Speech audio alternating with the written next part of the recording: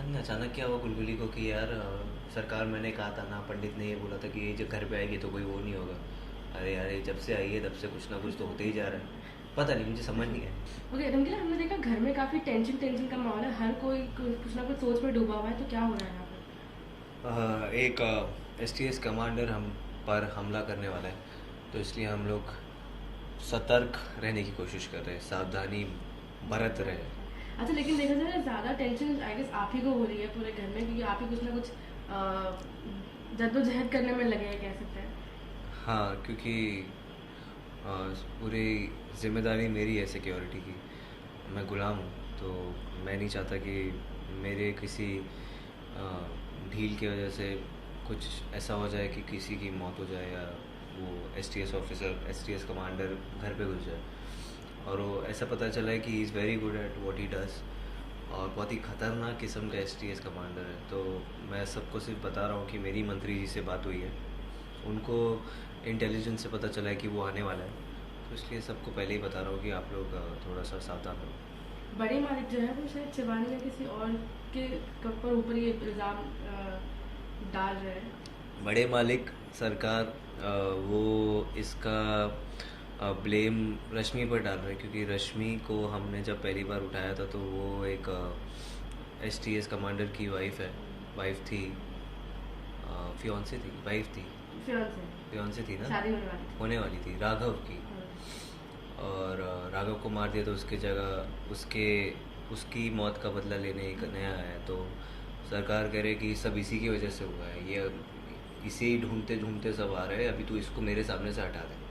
तो वो ऐसा ओके, डायलॉग था उनका। लास्ट एक गुलगुली थी जो है वो शिवानी का साइड लेके कुछ कह हाँ, रही वो थी। मुझे नहीं समझ आया। तो ये वो एकदम से कैसे उनके साइड पर आ गई? वो मुझे नहीं पता। कोई कोई चीज़ें रंगीला को नहीं समझ आती। मैं खुद सोच रहा था यार ये क्या हो गया, गुलगुली को क्या हो गया, वो उधर क्यों जा रही है शिवानी के पास। सब तो इतनी सारी प्रॉब्लम इसी की वजह से होती है उनकी लाइफ में। पता नहीं अचानक क्या हुआ गुलगुली को कि यार सरकार मैंने कहा था ना, पंडित ने ये बोला था कि ये जब घर पे आएगी तो कोई वो नहीं होगा। अरे यार ये जब से आई है तब से कुछ ना कुछ तो होते ही जा रहा है। पता नहीं, मुझे समझ नहीं है। ओके, रंगीला, हमने देखा घर में काफी टेंशन टेंशन का माहौल है, हर कोई कुछ ना कुछ सोच में डूबा हुआ है, तो क्या हो रहा है यहाँ पे? एक एसटीएस कमांडर हम पर हमला करने वाला है, तो इसलिए हम लोग सतर्क रहने की कोशिश कर रहे हैं, सावधानी बरत रहे हैं। अच्छा, लेकिन देखा जाए ना, ज्यादा टेंशन आई गेस आप ही को हो रही है पूरे घर में, क्योंकि आप ही कुछ ना कुछ जद्दोजहद करने में लगे हैं, कह सकते हैं। हाँ, क्योंकि अ, पूरी जिम्मेदारी मेरी है सिक्योरिटी की। मैं गुलाम हूँ, तो मैं नहीं चाहता कि मेरे किसी ढील की वजह से कुछ ऐसा हो जाए कि किसी की मौत हो जाए, या वो एसटीएस ऑफिसर, एसटीएस कमांडर घर पे घुस जाए।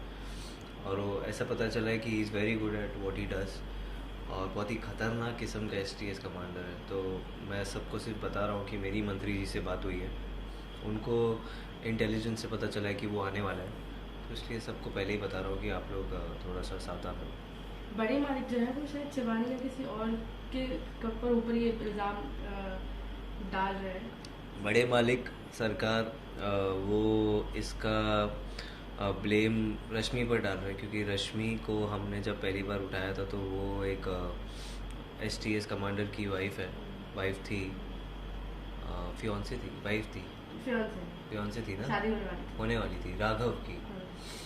और राघव को मार दिया, तो उसके जगह उसकी मौत का बदला लेने एक नया आया है। तो सरकार कह रही है कि सब इसी की वजह से हुआ है, ये इसे ही ढूंढते ढूंढते सब आ रहे हैं, अभी तो इसको मेरे सामने से हटा दे। तो वो ऐसा ओके, डायलॉग था उनका। लास्ट एक गुलगुली थी जो है वो शिवानी का साइड लेके कुछ कह हाँ, रही वो थी।